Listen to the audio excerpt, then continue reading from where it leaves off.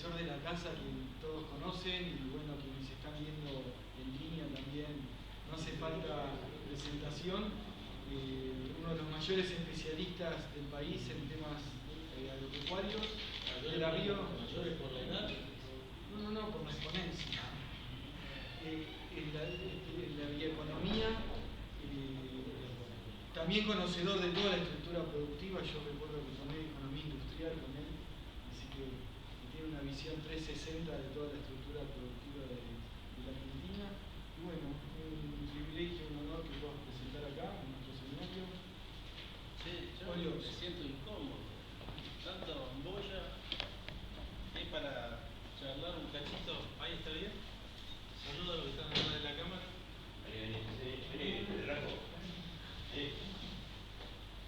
Vamos. Digo, la verdad que me ponen en compromiso porque yo ando en 500 cosas, nunca termino de hacer nada y siempre dándole vuelta, abriendo más temas que cerrando. Entonces, que me digan, vení y ponés en 45 minutos lo que vos pensás de tal tema, me pone incómodo porque tengo que concentrar todo, utilizar, etcétera, etcétera. Entonces, para mí es un placer estar acá de vuelta, no me fui nunca, entonces te paso, y tratar de encontrar un hilo conductor a esto de la bioeconomía y el desarrollo argentino. Yo me armé una hoja de ruta. ¿Me pasás vos? Sí. Me armé una hoja de ruta porque si no me voy yo de mambo para cualquier lado. Primero, ¿desde dónde lo estoy mirando? Términos teóricos.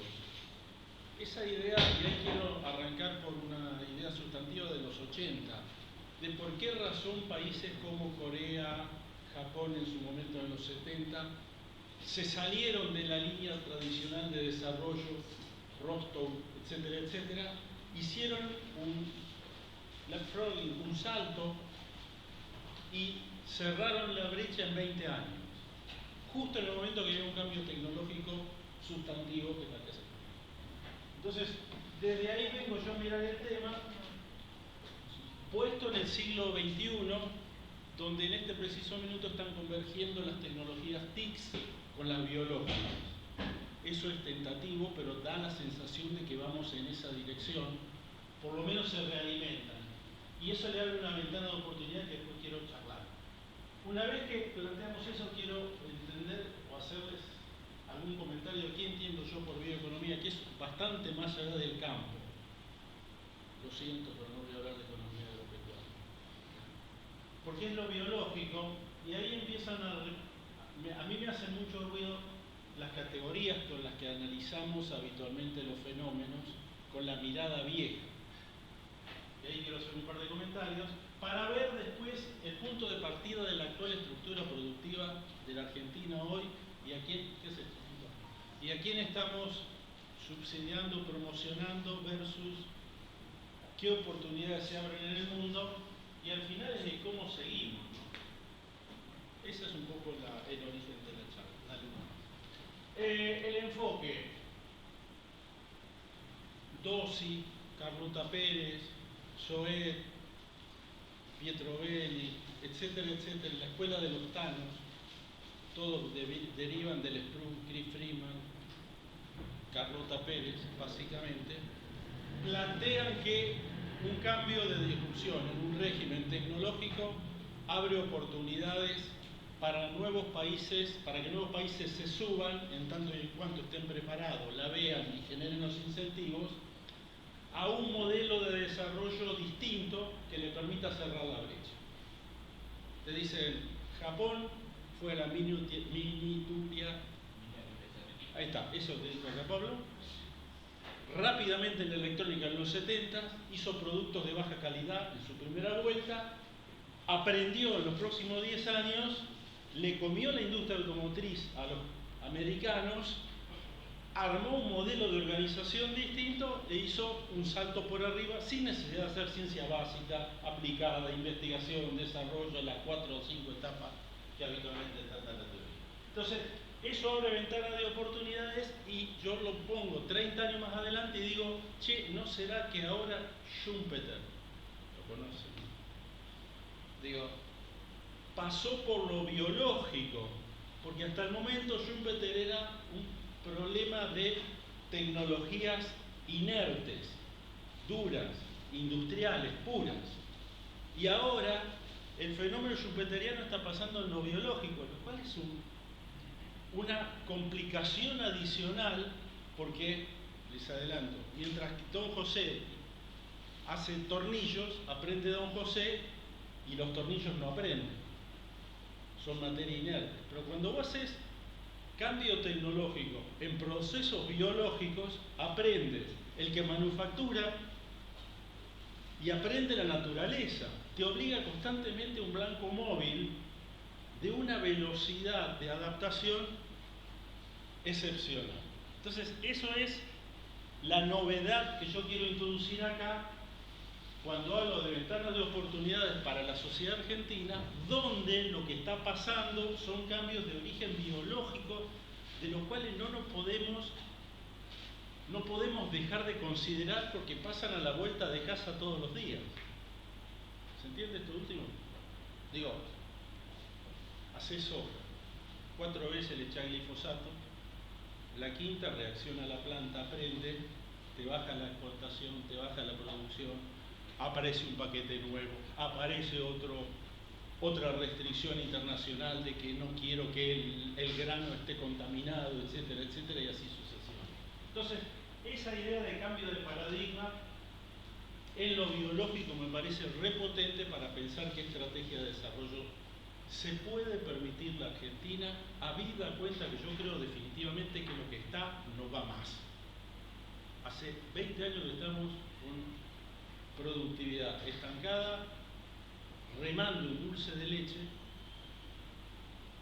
tratando de rehacer un modelo que, en mi modo de ver, ya está en la gran mayoría de los sectores agotados. ¿Qué cambio cuando hablamos de cambio internacional? Los condicionantes ambientales.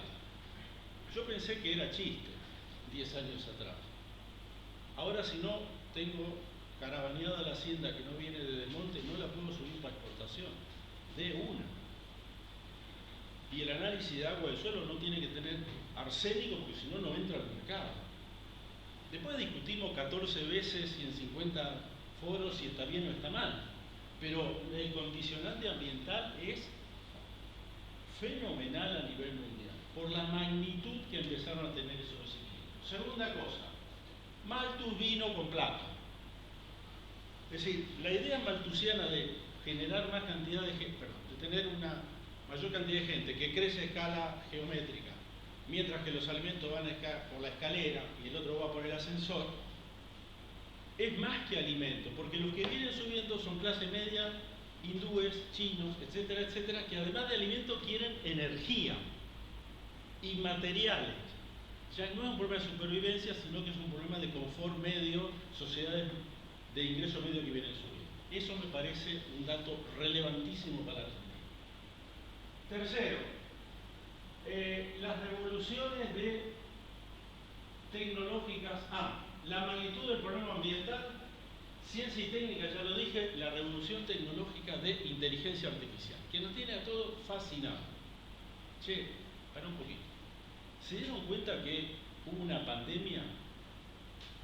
Que hubo detrás de la pandemia en 60 días el descifrado del ADN del bichito, en 90 días la primera vacuna experimental y en 120 días la vacuna, 8 vacunas en disponibilidad.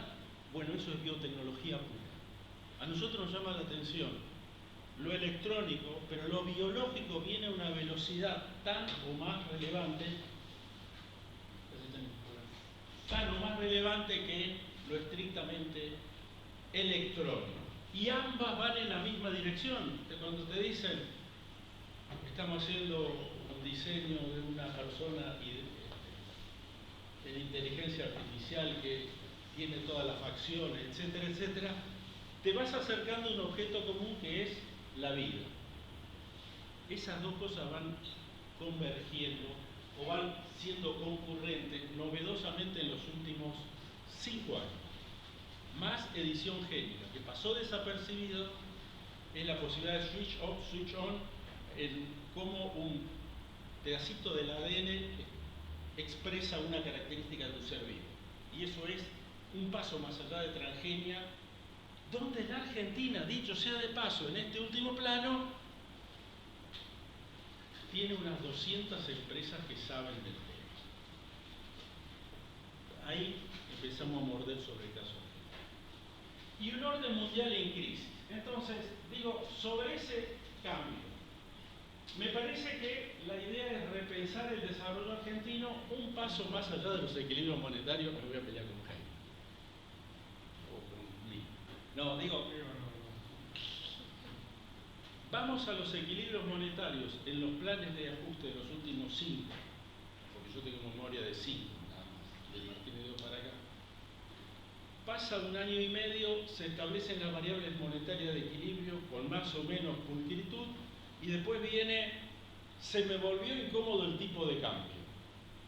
No, yo lo leo de otra manera. La productividad del sector real no me ajusta a esas variables macro. Tentativo para discutir. Las señales de precio que le pasa a la macro no son instantáneas para generar la competitividad que te haga consistente el tipo de cambio. Justo te agarra en ese tipo de modificaciones en el plano internacional, en periodos como el actual, para preguntarte cómo es la estructura productiva de la sociedad en respuesta a lo que la sociedad te está pidiendo. ¿Se entendió esto? El paso que quiero hacer. Para mí, y ahí termino con la primera parte, con la presentación más bien teórica, es, eso me lo enseñó Andrés, desarrollo es cambiar la estructura productiva. Pará, en serio, lo dije una vez al pasar y a mí me pareció genial. Desarrollo es cambiar la estructura productiva. Y la estructura productiva no cambia instantáneamente por precios, señales de precio. Tiene una inercia. Y si vos no cambiás la estructura productiva, no pida que vayas a tener los mismos resultados que tenías en el pasado. Justo en el momento en que el mundo está cambiando. ¿Cuál es el punto de partida para mí, para Argentina? La fotito de abajo es más clarita. Es un resumen de lo que acabo de decir. Yo digo, bien industrialista lo puse. Una primera capa de, levanten la mano, creo que Luis, Daniel y no muchos más, entendemos la heladera Siam, el tocadisco Winco, el Torino del Nürburgring, la célebre palanquilla de Somisa y la planta de fermentación de Squib, de la primera etapa de la sustitución. Eso quedó y matrizó un pedazo de lo que es el aparato productivo, en términos de estructura, líneas ferroviarias, dónde está la energía, etcétera, etcétera. La década de los 90 fue intensivo en capital. LACO 1, LACO 2 de Siderca, las dos petroquímicas, las papeleras, todo capital intensive y gas intensive. Atrás estaba Loma La Lata. ¿Se acuerdan de Loma La Lata? En una generación nos comimos Loma La Lata. La tercera vuelta, en los 90 en adelante, donde lo que hay de nuevo es bastante poco, en términos de capacidad instalada. Algunas de las plantas relacionadas con lo biológico, la terminación de la papelera, Vaca Muerta, que apareció la gran carta, la planta de Renova en Rosario, que es la mayor del mundo, el Crashi, las citrícolas del norte y el campo y la siembra directa. Me faltó una, Galperín. No es menor, pero esa estructura a mí me lleva una más a la pregunta de cómo sigue cuando cuando el mundo está cambiando, que va a un nuevo orden mundial, que vamos sobre los cuidados ambientales severos, donde la revolución industrial es TIC más bio, no es TIC solo, y lo biológico nos toca cerca, y tenemos con qué responder algo en lo biológico, frente a las viejas preguntas que yo me hacía, y varios de los que estábamos acá, cuando empezamos a estudiar economía en la década de los 70, referido al modelo industrial de los 60. cuáles son los sectores motores de la economía, de dónde va a salir la energía, cuáles son los bienes de capital, a qué mercado va, cómo cierro el gap, con qué empresa, cuánto de capital internacional, lo que parece un curso de historia económica o de historia personal. ¿Cuál elijan? La última está vedada por un problema de deuda. ¿Está claro? Entonces, mi pregunta central es acá. ¿Qué oportunidad tiene la Argentina en este marco, enganchado con aquello que me tira para atrás para hacer el salto al nuevo modelo? ¿Qué es el nuevo modelo biotecnológico?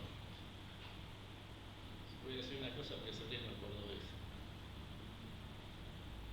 Los cordobeses son geniales, inventaron varias cosas. El Fernet con coca, la Mona Jiménez, la safrinia tardía del maíz y envasar sol en un semiárido, en un clima semiárido, fuera de estación, con una tecnología que tiene, siendo productores de punta, 114 pasos de producción desde que decidí sembrar hasta que terminás, envasás el sol en biomasa, no en maíz, en biomasa. Para eso, la genética que está allá, de la semilla de maíz, es fábrica pura. Tiene un carrier biológico, pero tanto toqueteo genético adentro, y de eso saben los biotecnólogos de Argentina, una bocha, te permite cerrar la brecha contra Estados Unidos de una manera inédita. ¿Para hacer qué? Entonces vos le preguntás a los cordobeses, si están escuchando me van a cortar el rostro. Le preguntás para hacer qué y te dicen, primero tenemos que capturar el carbono que fija la planta de maíz en el suelo y estamos detrás del bono de carbono. O sea, antes de empezar ya te cobran, porque se abren muchas oportunidades de negocio internacional y local. Segundo, para hacer biomasa, la planta de maíz.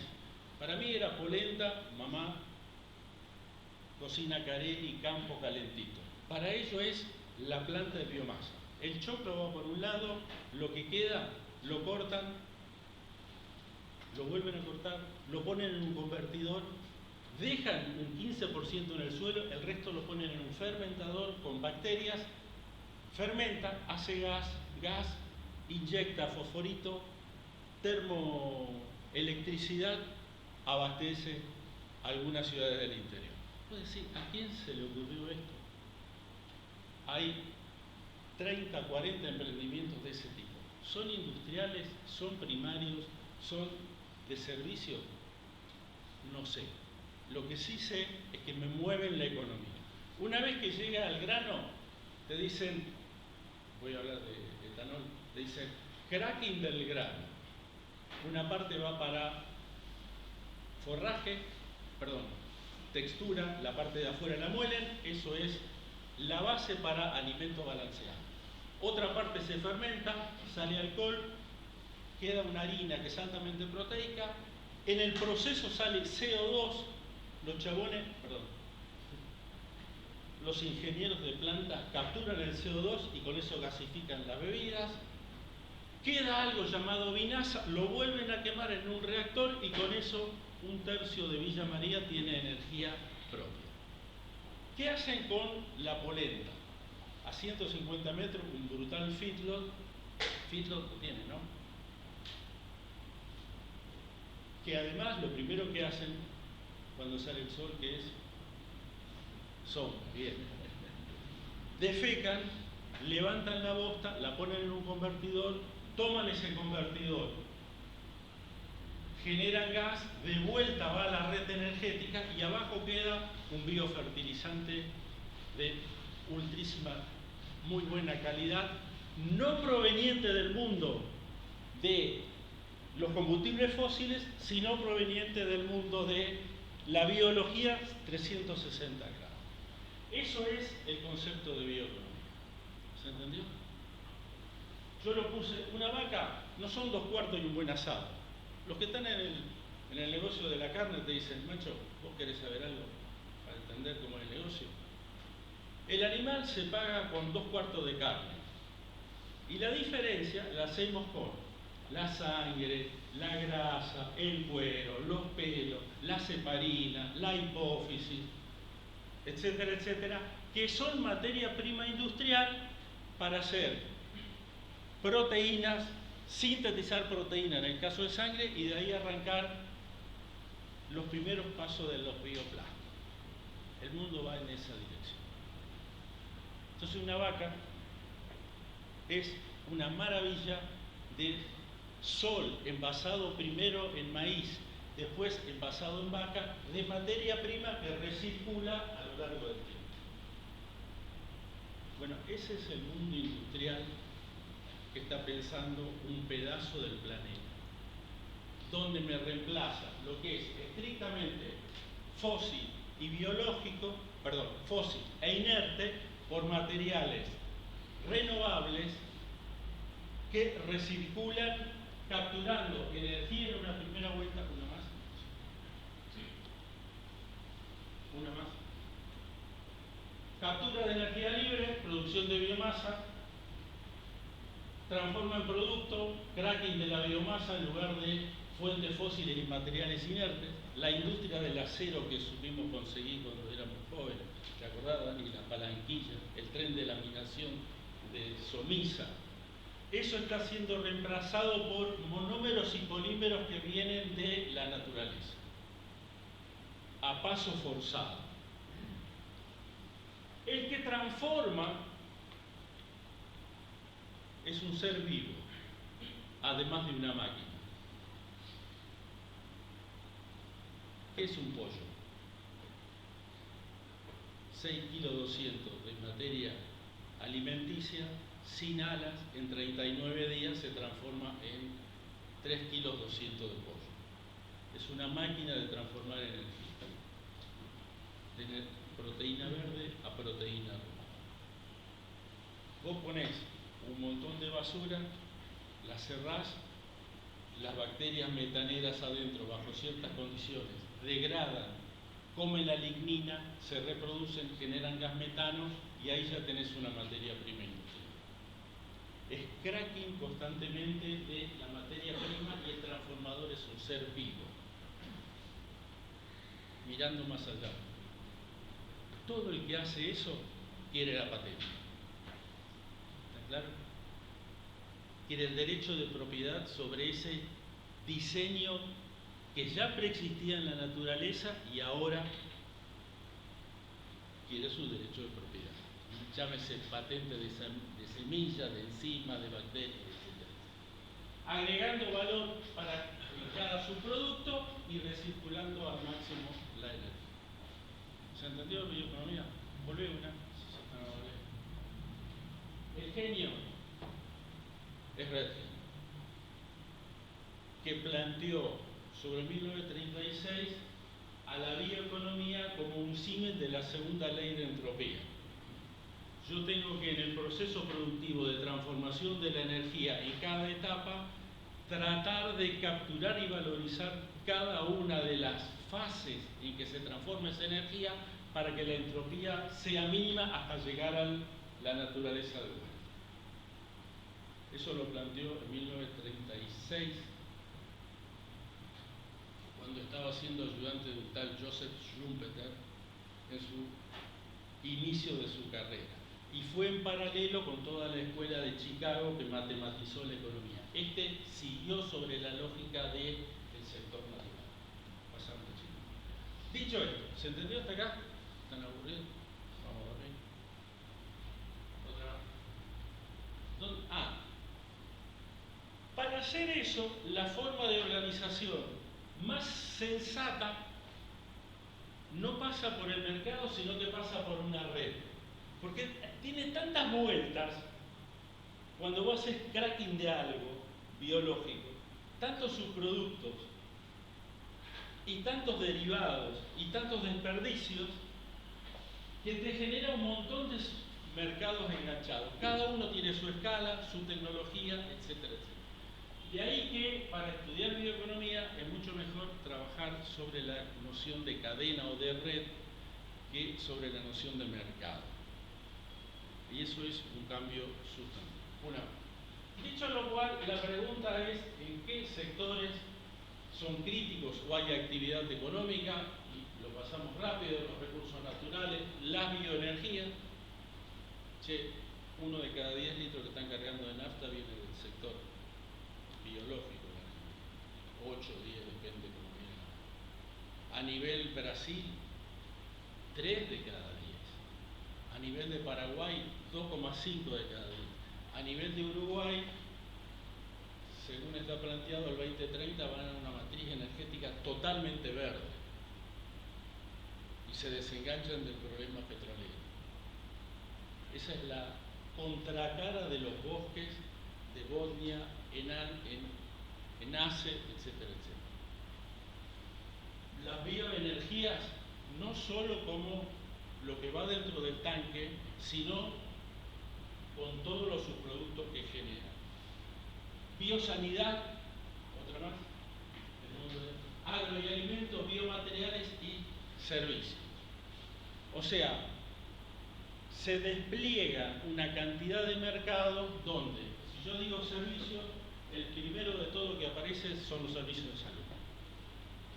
El 360 tenía que ver, porque como ese mundo lo viví mucho. Estamos yendo a un modelo sanitario que se escapa de la farmoquímica, donde el ejemplo que yo le di al inicio es un desarrollo estrictamente biológico de un medicamento en el mundo de la salud. Vamos hacia las terapias génicas. Olvídense dentro de poco del laboratorio de análisis clínico, porque lo que empieza a despuntar es: yo te hago un ADN y te puedo determinar dónde tenés las falencias que hacen que mi mano derecha tiemble más de lo normal y tenga equilibrios múltiples, o vos tengas tendencia a quedarte pelado cuando tenés 32 años, o lo que fuera. ¿Pero terapia génica significa corregir eso o solo tener el diagnóstico? Una vez que identificaste el problema, viene el protocolo de corrección y la adaptación de esos protocolos al sistema de salud actual, que lo que quiere es: no me rompas el negocio. ¿Se entiende? Entre el paradigma que viene y el paradigma entrante. Pasamos. ¿Dónde está la Argentina? Dale. En términos de estructura. Porque eso le va a pegar a la estructura argentina. Nosotros tenemos montajes industriales cercanos a la armaduría. Otra más. Las intensivas en capital e insumos energéticos. Otra más. Las viejas plantas integradas automotrices, electrónicas, etcétera, etcétera, convertidas más cerca en armaduría que en plantas ensambladoras, que en plantas integradas. Otra más, ese es el límite. Eso es una radiografía agresiva del sector industrial. Lo puse en términos agresivos para pelear. Pero para hacer el blanco negro. No es ANAP de Pergamino de la década del 70 integrada totalmente, Sudantex. Esto es: traigo telas y hago un pedacito localmente. Lo mismo pasa en el mundo metalmecánico, salvo excepción. Y del otro lado, dale, tenés que esto te está generando cada vez menos empleo, otra más. Que esto te exporta, te da un saldo de balance, no exportación, un saldo neto de balance cada vez más rojo. Digo, no hagamos lo del libro blanco, poner las exportaciones y no poner las importaciones industriales en la misma cuenta. Eso es trampa. Otra más. El mundo agropecuario y biológico, que en la primera y en la segunda etapa, hasta la molienda, pegó un salto. Otra más. Los primeros atisbos de bioenergía y los complejos bioenergéticos. Otra más. Otra más. ¿Puedo hacer una pregunta? Dale, mientras siga. ¿Será que técnicas me van a permitir que un anteojo que vea tu slide? No entendí. Además de ciego, estoy sordo, Andy. Dale. Digo, si la terapia génica me va a permitir tener un anteojo que vea tu slide.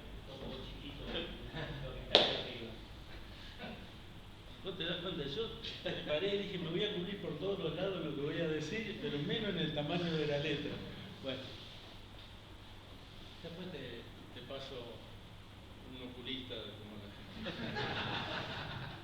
No, un sistema de salud que hizo el salto y es muy bueno, perdón, de aprovisionamiento de insumos de salud en Argentina, que es un sector que muerde el 7% del PIB, no es chiste, no es chiste, acá tenés ventaja comparativa fuerte y también biológica, dale, una más. ¿Cómo hacer el puente ahí? Y encima del puente bailaba vaca muerta. Entonces, ¿qué hacer? La pregunta es cómo armar esto, que para mí es el desafío de la política pública hacia adelante. Porque la parte izquierda existe, la parte derecha es altamente potencial. Estos muchachos de los recursos naturales no renovables tienen un potencial de aportar dólares sustantivos. Y me parece que acá está el eje central de la bioeconomía como estrategia, condicionantes, posibilidades, realismo e ilusión de paper de académicos. Ese es para mí el corazón del tema. Dale. Sobre eso, la pregunta es, ¿qué es hoy realmente el sector productivo argentino medido en cadenas? No en PBI normal, para lo cual lo sacamos de un paper que se habló de la Ministerio de Economía 2001, donde agarró el PBI y armó 63 cadenas. La unidad no es sector, es cadena. 4 insumos a 5 dígitos de la SIUC, con las cuentas del 2018 abierto del INDEC, el principal producto, la primera transformación industrial y eventualmente comercio. Y rearmó el PBI en 63 cadenas. ¿Se entiende? Ese laburo es buenísimo. Hicimos unos retoques, algunos ajustes internos y armamos, esta es la economía total.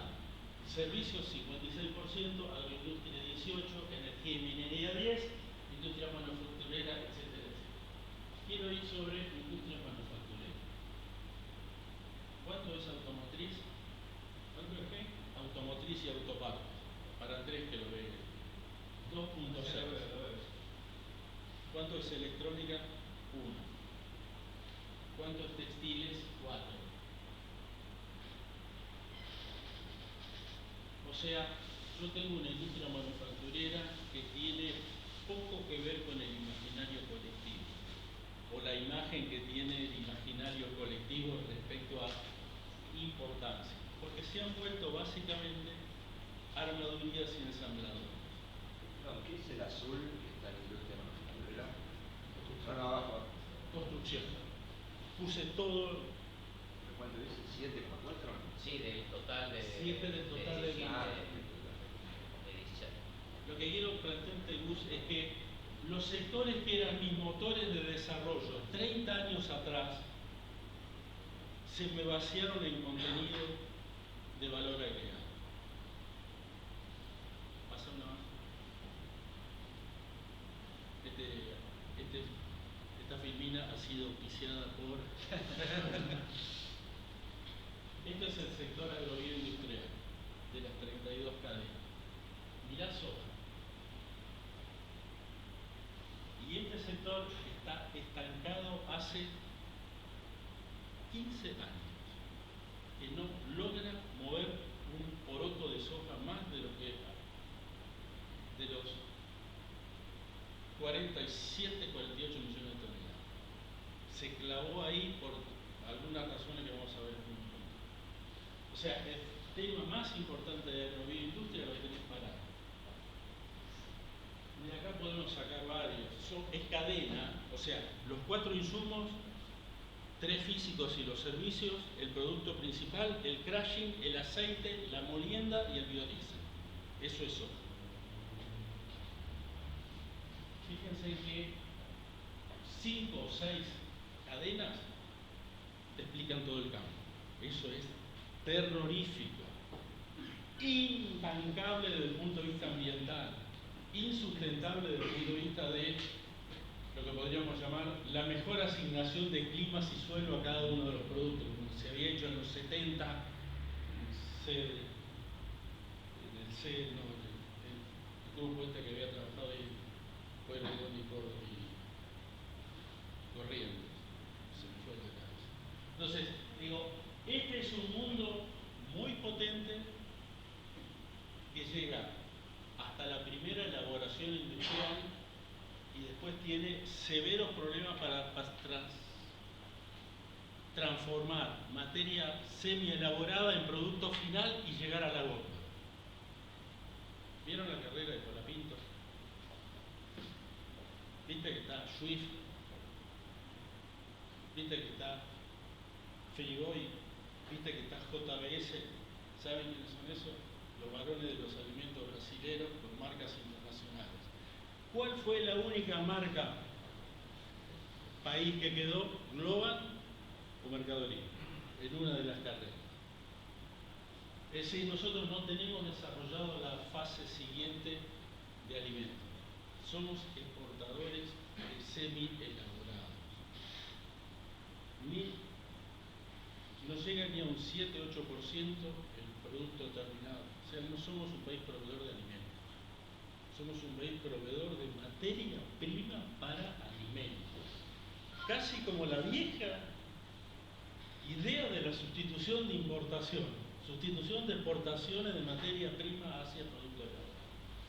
Una más. ¿Quién labura? No, ¿quién da de comer, digo? Con la misma metodología, acá están los 14 millones de personas que dicen tener alguna fuente de sustento. Esto está calculado con la misma metodología, está publicado el paper, es súper prolijo, está estimada la informalidad para cada una de las cadenas, empleo femenino, empleo masculino, por provincia, todo está. Lo máximo que pudimos hacer con estos datos. Agroindustria se lleva el 9%, perdón, el 19%. Ya sobra. Arrastra mucho servicio antes, es cada vez más complejo, soja y maíz y trigo, y generan efectos hacia atrás. ¿Una más? Perdona, Roberto, hay una pregunta justo de eso. Tiene que ver con la metodología, no es el punto central, pero estamos mostrando los números. Cuando yo pienso en cadena, pienso que la cadena de soja incluye transporte, qué sé yo. Eso es que de repente aparece un sector de servicios enorme. Porque cortamos en la primera, incluimos hasta la primera transformación industrial. No pusimos comercio porque no teníamos muchas dudas en cómo discriminarse el comercio entre sectores. Ahí se nos iba a aflojar la consistencia del dato. En ese servicio tan grande que queda, ¿pesa mucho el esfuerzo de Global Mercado Libre o porque tenés Dale, pasá una más. Creo que era esta, ¿no? Pasá una más. ¿Nada más? Ahí estamos perdón. Digo, hay servicio, enseñanza, educación pública, todo eso. Ah, ya veo. Póngase. Una para. Hay una de servicios. Ya veo la derecha. Sí, pero ¿quién hace qué? Yo quiero la de empleo de servicio. Ok. Otra más. Ay, me gustó. Ahí está. Investigación, servicio empresarial de comercio, educación, salud, servicio financiero. Fíjate, servicios, software y servicio informático. 2%. Dos opciones. O son muy contabilidad creativa, que es posible, pero aún informalizando la mitad no te da la potencia que uno supone que tiene. Y es el 2 de servicios, el 2 de 60, no es el 2 de los 14 millones, sino el 2 de los 8. Exactamente. Sí, laburan 100.000. ¿Cuántos? 100.000. Bueno, si laburan 100.000 es una buena noticia porque automotriz, metiendo todo adentro, laburan 146.000. Sacás la parte comercial, te quedan 110. Sacás el anillo de reparaciones, te quedan 86.000. Sacás la logística aplicada a las plantas de montaje, 56.000. Pero tiene régimen. Pero el software también. Lo de software también, vale. No, ahora vamos, Andy. Digo, termino con el tema de la ocupación diciendo una más. Manufacturera.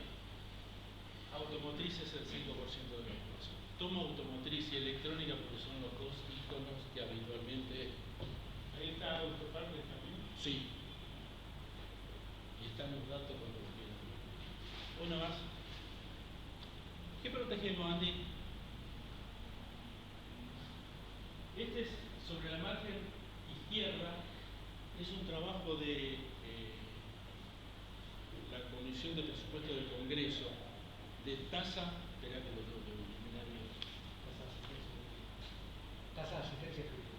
Tasa de asistencia efectiva que tiene dos componentes: el costo fiscal y la tasa de protección efectiva.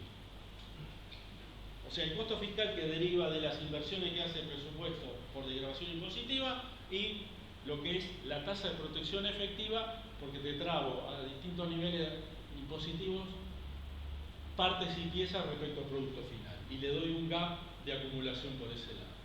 Y lo que tenés ahí, eso es para que lo miras como te ves, digo, arriba, aparatos de radio y televisión, el monto transferido es casi 2 veces el valor agregado. Eso es tierra de fuego. Eso es tierra de fuego. Eso es básicamente tierra de fuego. Automotriz, 95, tabaco, 68, calzado, confecciones. Todos los sectores que habían sido los motores de los 70 perdieron significancia en términos de efecto multiplicador y están reenganchados con una protección mirando más el pasado que el futuro. Pero el tabaco, pues estás metiendo los cigarrillos truchos, porque si no, tiene que haber un aporte positivo, ¿verdad? En la otra punta tenés las retenciones en alimentos de comida y tabaco. Y este es, de vuelta, con mil disculpas por el tamaño de letra, pero después le empezamos el power. Esto es la planilla de inversión fiscal del presupuesto que acaba de mandar el gobierno para cada uno de los rubros y de vuelta aparece tierra de fuego, biocombustibles en un pedacito, servicios, lo de cómputos, computación, SGR, Sociedad de Garantía Recíproca, apoyo a PYME, que es una bocha de plata. En general, pasando más, el punto que queda es, para hacer la conclusión de esta parte, yo parto de una estructura productiva donde los sectores que en el pasado habían sido muy dinámicos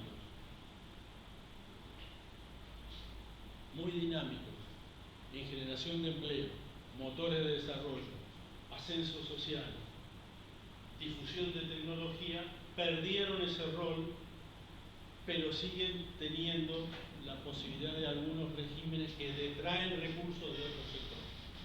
Y los otros sectores, minería. Esta frase ha sido promocionada por la sociedad, etcétera, etcétera. El sector agropecuario en su conjunto, algo de minería y algo de petróleo que pagan buena parte del agua. Pasados más problemas. Entonces, mi percepción del problema es que es una disfuncionalidad funcional. Funcional alguna. ¿Por qué? Porque yo tengo una economía con dos bloques, con productividades claramente diferentes. Una que tiene que ver con la explotación de los recursos naturales renovables, más algo de software, más minería, combustibles no convencionales que pegaron un salto en productividad. Y el resto de los sectores, que eran los sectores sustitutivos, han ido perdiendo competitividad en un mundo que en general subió 30-35% en productividad según el informe McKinsey desde el 96 a 2023. Entonces, hasta ahí estamos con la estructura. Con esa estructura, el presupuesto de nación se mantiene con impuestos sustantivos sobre el primero de los bloques y con subsidios cruzados sobre el segundo. ¿Dónde está el problema? Que el agro hace 15 años que no crece y no va a crecer a la magnitud que supimos crecer en el pasado. El complejo sojero está clavado con 33 de retenciones, 33-35, produce 45, 47, tiene una capacidad de molienda de 62 e importa 8 millones de toneladas de soja de los países vecinos y hasta en algún año 6 de los Estados Unidos. ¿Sabían eso? O sea, tenés un sector agropecuario que había pegado un salto, pero que en los últimos 8 o 10 años se ralentizó notablemente, excepto 2016-2017, que reconvirtió precios relativos sin retenciones, y esa experiencia otro día vengo y se las cuento por dentro con quienes transitaron. Tampoco resultó ser sensacionalmente deslumbrante, porque es muy peligroso hacer un cambio de precio relativo de esa magnitud sobre una estructura fija que te descalza negocios adentro del sector. ¿Se entiende esto? Digo, vos sacás retenciones hoy, los polleros se acuerdan de todos tus ancestros en arameo porque los desclasás en 2 minutos. Los chancheros te va a pasar lo mismo y eso te desequilibra todo el modelo. Pero lo que quiero decir es que mientras que estábamos esperando que el sector agropecuario vaya en esa dirección, el sector agropecuario, y hay varias estimaciones de eso dando vuelta, demostró tener elasticidad precio. No es un problema de tipo de cambio, porque la estructura del sector agropecuario está en su mayoría dolarizada. Es un problema de tipo de cambio diferencial. Por eso te pelean las retenciones diferenciales. ¿Se entiende esto? Y del otro lado, los sectores que antiguamente habían sido relevantes perdieron capacidad de pegar el salto hacia afuera. Y los que pudieron pegar el salto hacia afuera, Andrés, se llaman los servicios que hicieron la transnacionalización de FAC. Entonces el modelo está trabado y aparece vaca muerta. Vaca muerta es la llave genial que te va a dar, si es que los gasoductos se terminan de confeccionar y los transportes se terminan de consolidar, básicamente los de liquefacción de gas, para poder exportar, un chorro de vuelta de divisas para una estructura que está trabada ahí. Para mí ese es el problema central que tiene la Argentina estructuralmente hablando hoy. Una más, 2 minutos más. Entonces, ahí aparece esta idea de recreemos los motores. Perdóname, Dale. pero no se termina de entender lo de vaca muerta, lo ves. Dijiste, ahora que se está un chorro de divisas, no sabemos cuánto,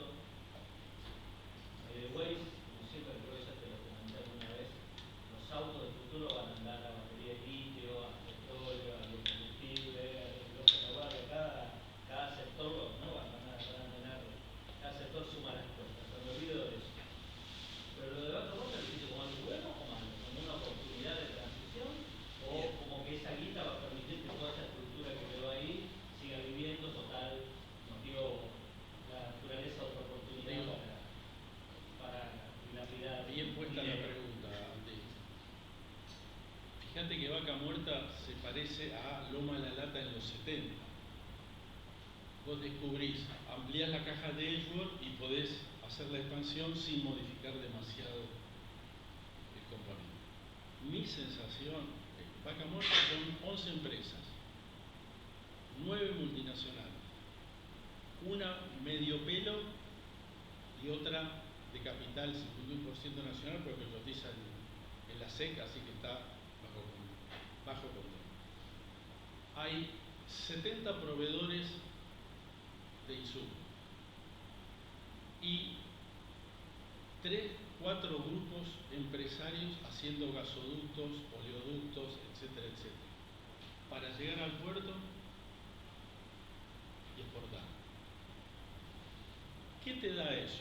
Un efecto multiplicador vía insumos o por aprovisionamiento de servicio sumamente dinámico en Venado Tuerto, en las afueras de Rosario, en un pedazo de Córdoba, en otro pedazo de capital de Buenos Aires, que serán unas 70-80 empresas, así ojo de buen cubero, facturando hasta 100-120 millones de dólares. No más que eso. No llega a 70. ¿Cómo? No llegan a 70. Estoy optimista. Eso es metalmecánica, ¿no? Son metalmecánicas. Y del otro lado tenés un conjunto de rentas. ¿Dije algo mal? Y del otro lado tenés un conjunto de captura de rentas sumamente interesante. Porque los gobiernos provinciales tienen amarrada la captura de la regalía. En cualquiera de estos modelos, eso es paz política. Y el gobierno central captura renta a través de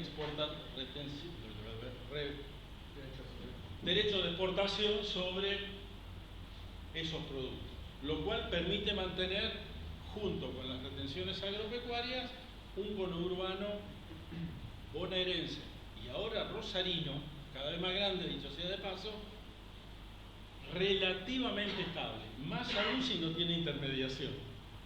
Esto último es de Mar. Ese es un modelo de funcionamiento de la economía alternativo al modelo del centro de recursos naturales renovables basado en lo biológico. Es obvio que ese modelo tiene efectos multiplicadores, me refiero al primero de gas, shale gas, mucho más bajos, y tiene un problema que yo no sé, francamente, creo que hasta donde yo averigüé nadie me lo puede decir, cuál es la contingencia ambiental que te deja eso. Porque vas a un mundo donde la contingencia ambiental te las van a cobrar, y hacer fracking a razón de una inversión de 12 a 15 mil millones de dólares por año, porque vos tenés que hacer inversiones constantemente para mantener el flujo. No es como el sistema previo que vos perforabas y sacabas. Acá tenés que romper todos los años. Eso tiene un tema ambiental que no está dimensionado en su totalidad.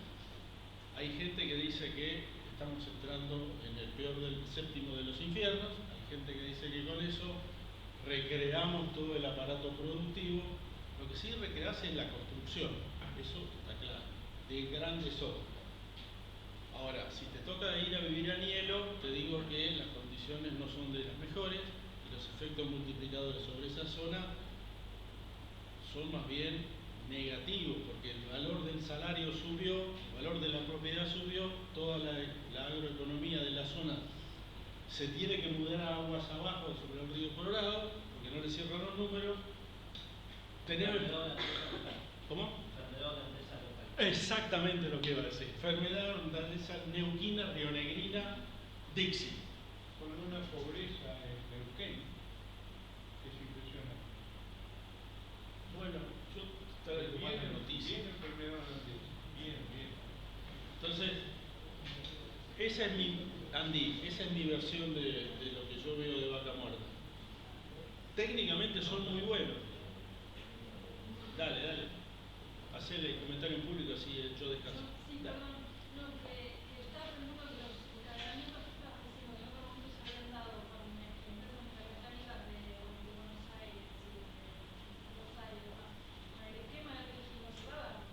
qué más? Ah, Van a importar, entonces los encadenamientos no van a existir. Depende de la letra chica del RIGI.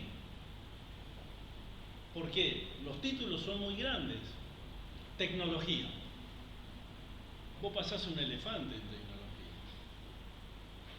O sea, y como la letra chica, el texto del RIGI lo acotaron a generalidades, el organismo de aplicación y la regla de funcionamiento del organismo de aplicación te va a determinar la respuesta a tu pregunta. Porque ahí se va a puntear cuánto las provincias pueden o no incidir, si es que lo desean hacer. No, hay otra cosa.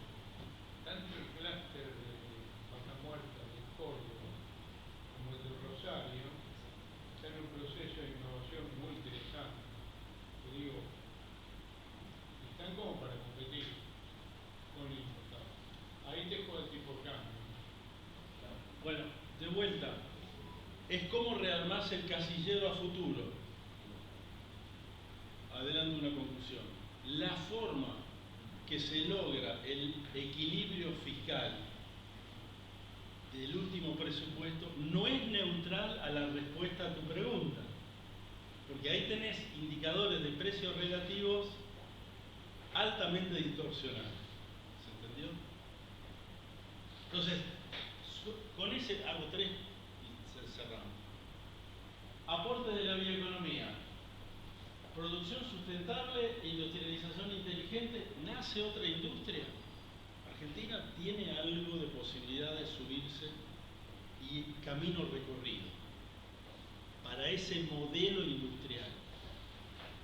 No me arrogo la posibilidad de decir, no me da para tanto caradurismo como para decir, este es el modelo. Digo, este es uno de los motores, dada la condición internacional y la dotación de factores que tenés. 2. Redes en lugar de sector, para analizar. A nosotros se nos llevó un montón de tiempo, nos pegamos a trabajarlo por sector. Empezamos a trabajar en redes y tomás un producto central relevante y dar las alternativas sistémicas, ahí es mucho mejor. Y lo aproximamos con los números como podemos, con contabilidad creativa. Eso es para Martín. Lo interesante del caso es que ahí se borra la diferencia entre industria, servicios y primaria. Entonces ese problema pasa a segundo nivel. Las nuevas locomotoras, la industria biológica, revisada, la base genética, donde están pasando cosas sumamente interesantes, el tema o el capítulo de los semi-elaborados, alimentos trazados y diferenciados, que es lo que le falta al desarrollo agrobioindustrial. Fíjate, no tenemos marcas internacionales. Hay 4 empresas, 5 empresas que son las encargadas del 80% de los alimentos terminados en Argentina, con posibilidad de salir. Los complejos bioenergéticos empiezan a tener cierto peso. Córdoba, el ministro López tiene algo que ver con eso.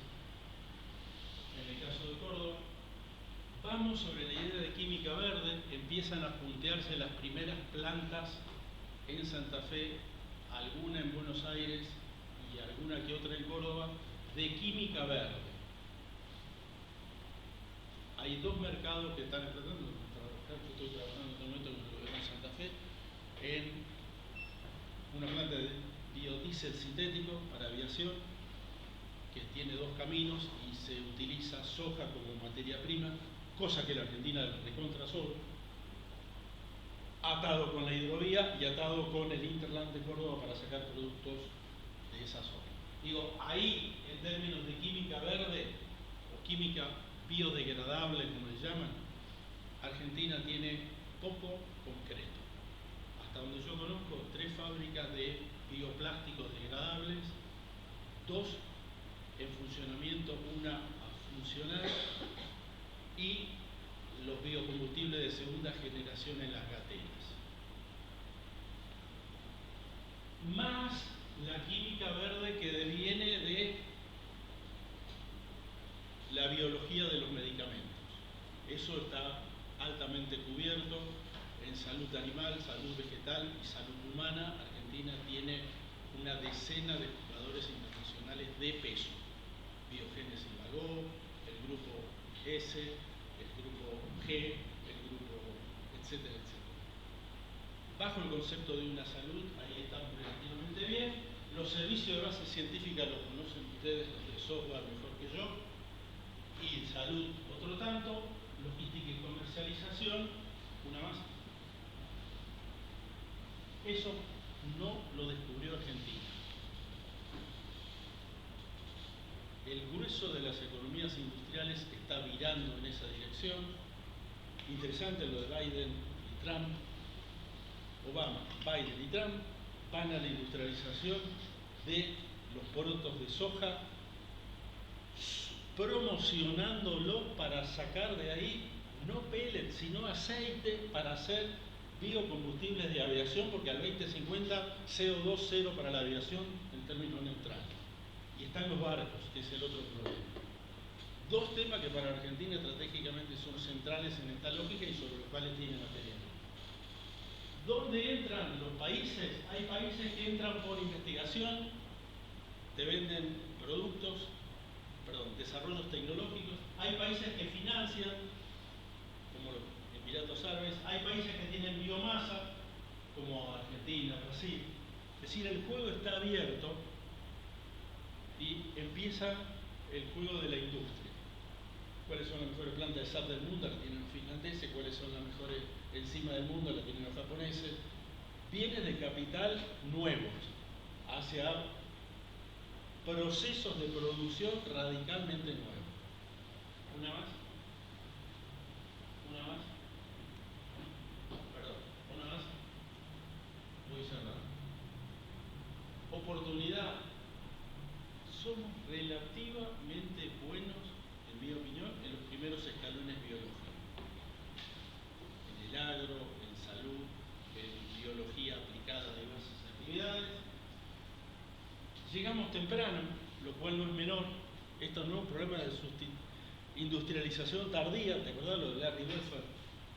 Y toda la banana esa, industrialización tardía que vos tenías que remontar, el mercado chiquito no te daba, entonces hacía adaptación local, todo ese tipo de cosas. Acá no, estos salen directamente afuera y sos referente en algunos casos internacionales. Tenés biotecnología, biomasa y base empresaria en el ecosistema de Hacktech de la Argentina, ese que transitamos con Rafa Pol bastante. No sé cómo, debe haber unas 200, 250 empresas en Córdoba, en Santa Fe, en Buenos Aires. Contra los startups hay más. Pero, digo, Luis, coincidís conmigo que acá, diría el filósofo del fútbol, la base parece estar, o por lo menos está pasando algo. Factores críticos, conectividad de proceso y las nuevas y viejas reglas de juego. Las reglas de juego para el nuevo modelo todavía no están consolidadas ni de lejos. ¿Pasas una más?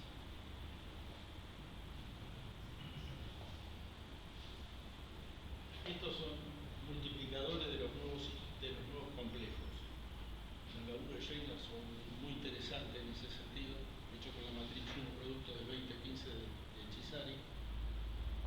Te están dando que alimentos, bebidas y tabaco, cuero y calzado, madera, agricultura y ganadería, tienen multiplicadores de producción y multiplicadores de empleo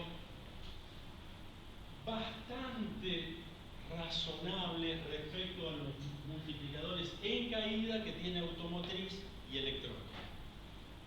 Esa idea de que no multiplican. Parecería, de acuerdo a alguna cuestión preliminar, de que también ahí se puede apostar con alguna mínima certeza de ganar algún empleo. Una más. sueño del pibe. ¿Cómo haces eso? Que sería el punto de llegada, porque necesitas integrar este pedazo de vaca muerta con la industria de los servicios de una manera mucho más eficiente para que el sistema reabsorba los negocios del modelo previo y se mueva hacia una nueva estructura. De vuelta.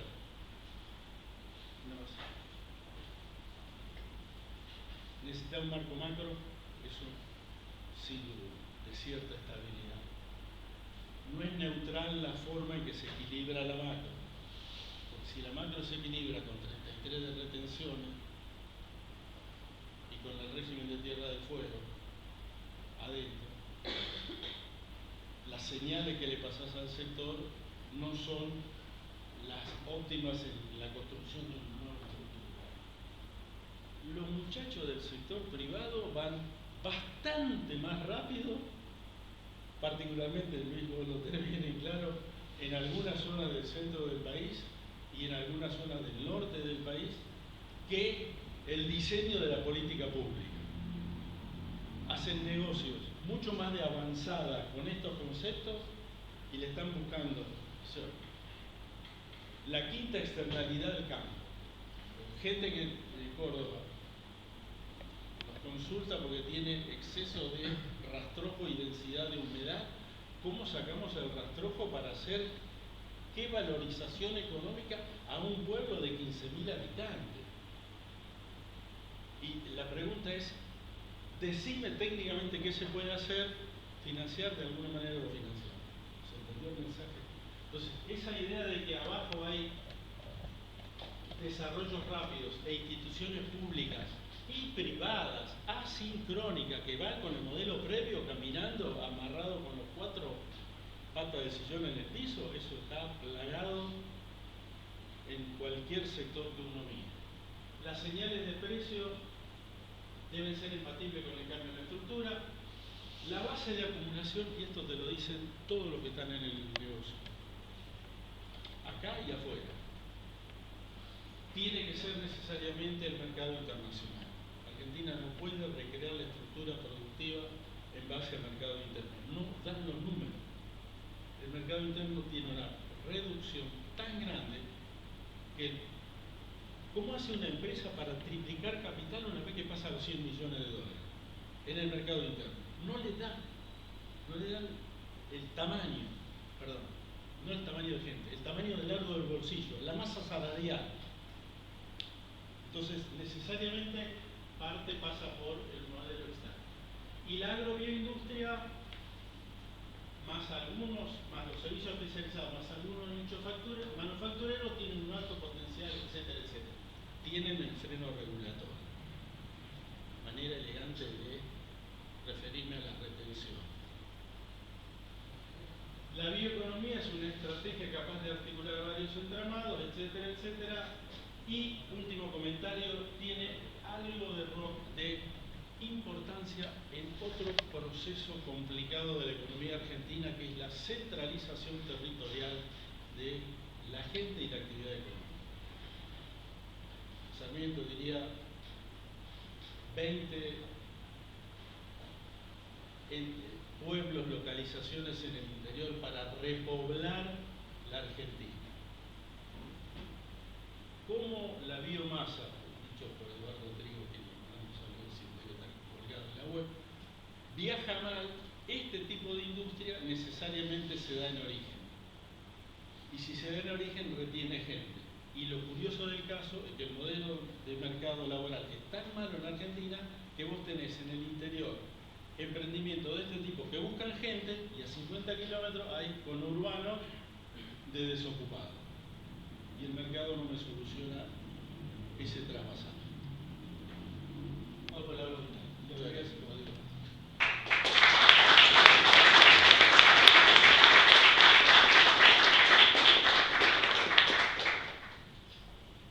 Dale. ¿Puedo hacer dos Dale. Dirigí vos. preguntas? ¿Quién vio? Dos preguntas. respecto de lo que es grandes números, chantear, lo que sea, respecto de lo que es el sector agrícola intensivo, ¿cuánto de ese sector entra en el juego de las redes y la innovación de la bioeconomía que vos referías? La segunda pregunta, ¿Tenés una más fácil? no, es un poco más difícil. Nosotros hicimos una investigación, porque estaba en el gobierno de Macri, tomamos unos 20 cadenas de valor y más o menos 20 y pico de motivos por los cuales no crece. Número uno era falta de capital de trabajo, etc. Número dos, de las 20, falta de mano de obra calificada. Pero la pregunta tiene que ver hasta qué punto, sin un esfuerzo importante de calificación de la mano de obra, esto es educación, se puede entrar en la revolución de la vida. Voy sobre la primera. El agro tiene más o menos 290 producciones agrícolas y 30, si mal no recuerdo, 36, 38 ganaderías, cada una con su esquema de producción. 249.000 establecimientos agropecuarios, 38.000 contratistas de servicios agropecuarios que van y vienen. Si vos me preguntás de esa masa, ¿cuánto es clase A? Yo te diría 20, 25% si me agarras en un día muy optimista. El doble de ese número, un 40%, con aptitudes de cambio, pero hay que empujarlos. El resto es totalmente no competitivo. No crean que el sector agropecuario es competitivo a todo. Tiene adentro muchísima heterogeneidad. Los diferenciales de productividad de promedio de los grupos CREA entre el top y la mitad, en algunas zonas llega al 40%.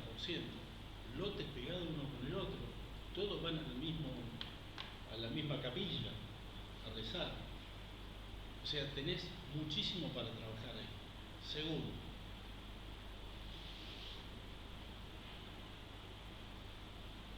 hay una disociación entre el manejo de una empresa biológica, sea agropecuaria, etcétera, etcétera, tiene reglas de organización. A mí esto lo voy a escribir algún momento. Distinta con diferencia respecto de la organización industrial tradicional. Porque son mucho más manual de contingencia que manual de procedimiento. Es muy variable, constantemente tiene que ir moviendo, flexibilizando, adaptando. Entonces, la gente que buscan es polifacética, con la cabeza abierta, con instrucción muy básica y la terminan formando adentro. Lo que no es empatible con esa cosa es lo que hace el mundo universitario. No, digo, los cursos fijos, etcétera, etcétera, no caminan. Los cursos online, nosotros hicimos varios, por lo menos 3, uno en Córdoba, 600, 700 personas, online, feel free, súbase cuando quiera, camionero, puestero, etcétera, etcétera, a las 3 de la mañana, a las 7 de la mañana, en distintos lugares. Te están pidiendo mucha más flexibilidad y desarrollos adocráticos. La demanda de ese tipo de perfil va mucho más rápido que la flexibilidad de la oferta. Y ahí las escuelas rurales del interior, las escuelas técnicas, los cursos de extensión de las universidades, el ámbito en el cual se juntan, la red comercial es por donde circula mucho más conocimiento que los sistemas formales. Los sistemas formales están para las grandes ligas, pero los sistemas formales abastecen de capacidades para lo otro, eso también hay que decir. Es decir, el INTA con todo lo que tiene, y se puede achacar o no, y la universidad genera técnicos porque los banca, les permite hacer el doctorado, tiene entrega asistentes, tiene un wifi, etcétera, etcétera, y cuando maduran después viene alguien y te dice esto es factible para que este muchacho se ponga una corbata, porque necesita ir hoy 10 minutos de corbata. Eso funciona. Dale. Cuando te referís más a la política pública, a mí me gustaría separar el tema de las... Entiendo el tema de las retenciones, pero no veo cómo eliminando retenciones vas a lograr todo lo que decís, lo que estás, el valor agregado, digamos, aguas abajo o aguas arriba. Vas a tener más producción de soja, vas a tener más producción de productos primarios, quizás más aceiteras, no sé, tenemos más materia prima, pero no te cambia ya es todo export parity, se va a mantener ese, porque no te va a cambiar la rentabilidad de los sectores aguas abajo, a menos que hagas otra cosa. Entonces te quiero preguntar sobre esa otra cosa. Si tenés en general me imagino, como en todos los sectores, no solo en los sectores de la bioeconomía, hay un tema de capacidad de coordinar política pública, de proveer insumos públicos, y eso me imagino que es una problemática común. Pero tenés identificados en particular como políticas específicas que están a la mano o que como identificar como las más, no sé si tiene que ver con los emprendimientos en biotecnología, o tiene que ver con el INTA, o tiene que ver con dónde tenés identificados donde hay más como bang for the buck. Yo vine no que me aprieten con preguntas así. No, digo, a ver, está buena la pregunta de si sacar la retención, ¿qué pasa? ¿A dónde va la plata? Primero, tengo la sensación de que parte se va a los alquileres. Obvio, sí, a la renta, claro. Digámoslo a los precios y a los alquileres. Sí. Se va a los alquileres. La renta tradicional. El impuesto que vos tenés matrizado en la Argentina sobre impuesto a la tierra, no uso, renta potencial agropecuaria, ¿se acuerdan? Etcétera, etcétera, no es un modelo que te incentive hacia la industrialización. Ahora, si vos sacás retenciones, otra parte se va a la expansión, se va a rebalancear el sistema. ¿Qué quiere decir se va a rebalancear el sistema? Que probablemente se adecúen mejor las producciones con los ecosistemas correspondientes. Vos haces soja en terrenos que no deberías hacer soja y haces tecnología saving cost, no tecnología diferenciadora, porque tu horizonte son 180 días, el margen es ese y punto. Si vos le das al decisor agropecuario, decisor, no productor, ojo el piojo, mayor rentabilidad, el tipo te va a armar un mix de producción más estable, menos riesgoso a lo largo del tiempo, empáticamente más sostenible. Pero perdón, como es tan diferencial con la soja, ¿no es al revés? ¿No se va a ir más concentrado en la soja? No, porque la gente se da cuenta que si vos haces intensividad en soja, en los terrenos marginales, en 3 campañas tenés que poner una parva de costo de fertilización porque el sistema aprende rápido y se desbalancea. Otro tema en esa misma línea. La posibilidad de crecer por expansión de frontera agropecuaria, no digo que no exista, digo que es limitada. Entonces vos lo que tenés son unos 180 jugadores, no me pidan el estado porque no se lo voy a dar, que andan entre 20 y 80 palos verdes de facturación por año, que hacen agricultura y empiezan a verticalizar valor agregado sobre la agricultura. Esos tipos, si les sacás las retenciones, acumulan verticalmente. es ahí donde es el señor que te hace maíz, lo transforma en cerdos y está tratando de llegar a la marca propia de Oncativo. Casi tiene nombre y apellido, no lo voy a decir. Ese señor, si vos le sacás retenciones y le pones un juego industrialista de precio relativo industrial, él rápidamente te amplía y sale al exterior. Porque no tiene posibilidad de expandir sobre territorio, porque si vos sacás retenciones, sube la renta y el precio de la tierra se escapa. Está 40-45% abajo del precio internacional de Estados Unidos, que es el referente. Entonces, se te va a escapar el precio de la tierra, se te vuelve un activo muy caro y vos lo que haces es vertical. Y ahí empieza la red. Otro tema. Esas políticas no se definen desde Paseo Colón ni desde Diagonal Sur. Esas son políticas territoriales. ¿Por qué? Porque está anclado, y esto se conoce muy bien en Santa Fe, en Córdoba, en Entre Ríos, está anclado en localidades o en ciudades donde los problemas ambientales, los problemas de gestión de territorialidad, el ámbito que llamamos ruralia o el cruce de ruta, donde te ponen no adentro del pueblo, sino ni en el campo, sino en el cruce de ruta, y andan, no sabes si es campo o ciudad, nadie es responsable de ese espacio público y de los bienes públicos sobre ese espacio.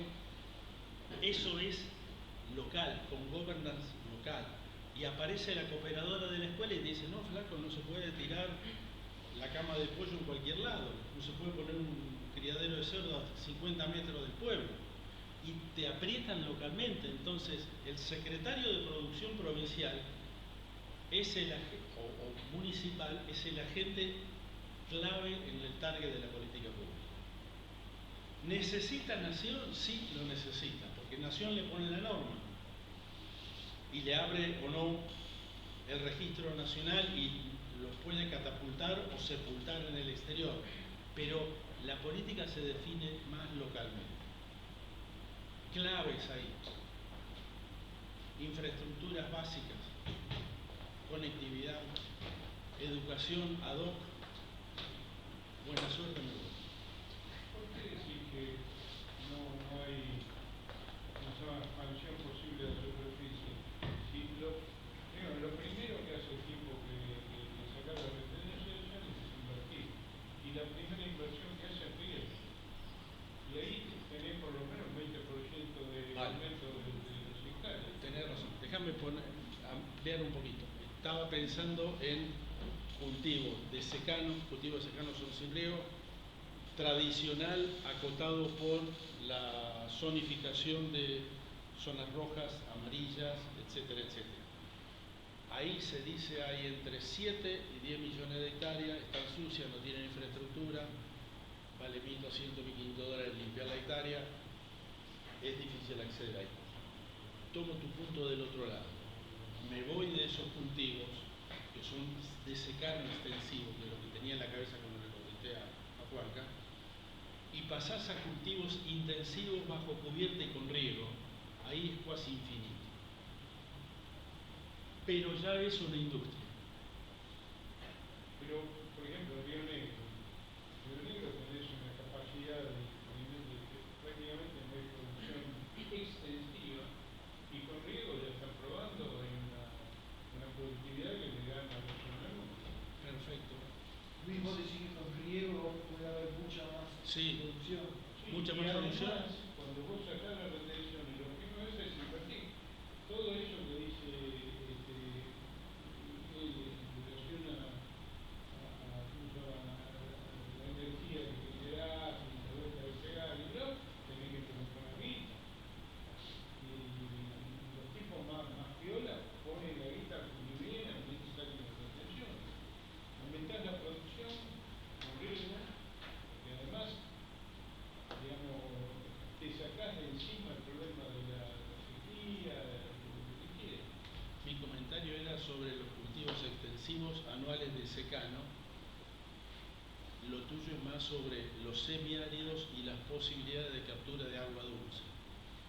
Y más que de captura, de regulación, porque vos tenés zonas semiáridas de buena calidad de suelos y zonas inundables de buena calidad de suelo. Es un problema de doble regulación. Ahí viene público a mansalva. No me haga más torre en Santiago del Estero, autódromos para motos no sé dónde, estadios sin sentido. El interior te pide eso.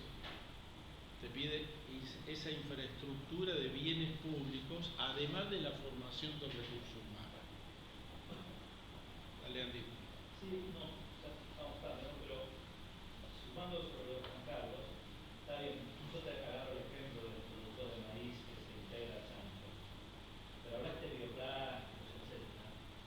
Salvo que volvamos a Mao Zedong y a la industrialización rural, sospecho que eso lo hacen otros muchachos, ¿no? Y ahí es donde me falta cómo se articulan, quiénes serían esos, qué necesitan, necesitan capital, necesitan... Bueno, a mí me llama la atención la construcción de grupos económicos.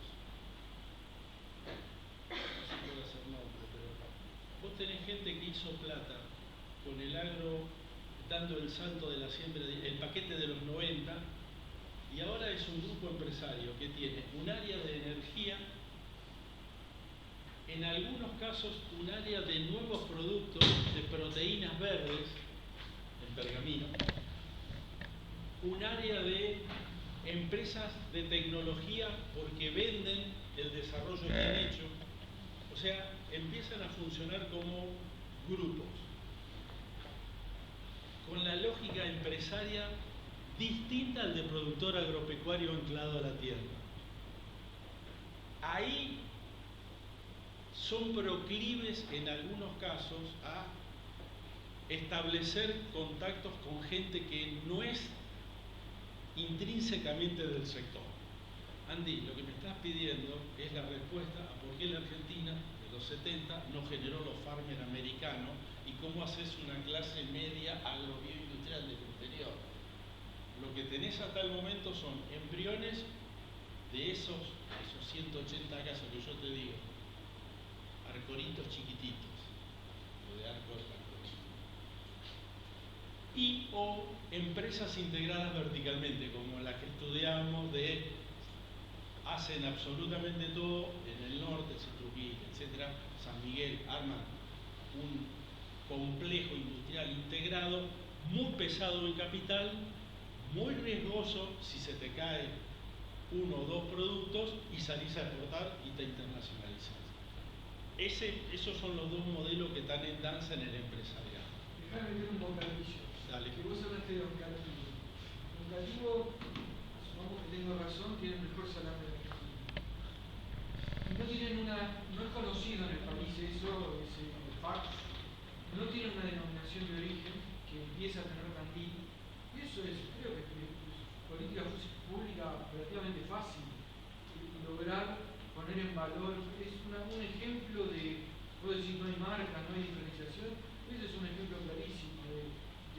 No es solo la parte tecnológica de la biomasa, también esa parte también falla. ¿Dónde viste una CEPIME que se dedicó a eso? O una agencia de promoción. Está pensando en otra cosa. O una agencia de promoción de exportaciones también podría. Bueno, regionalmente debe haber alguno que está, sí que todavía no me echaron los de Córdoba, ellos están trabajando en eso. Yo te quería preguntar sobre el atraso cambiario, que en un momento decía, bueno, invocaban las pretensiones del atraso, que está dolarizado el sector. Ya, en parte te creo en los 90, que me parece, digamos, que hubo un salto tecnológico igual, que no hubo demasiadas quejas, digamos, por el atraso cambiario, efectivamente. Pero me preguntaba también... Espera. En los 90 hubo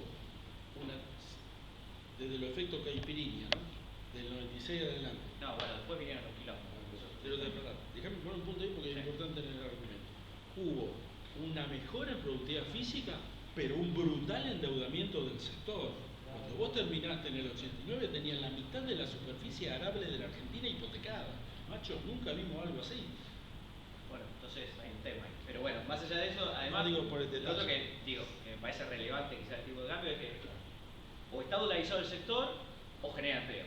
Las dos me resulta un poco incompatible.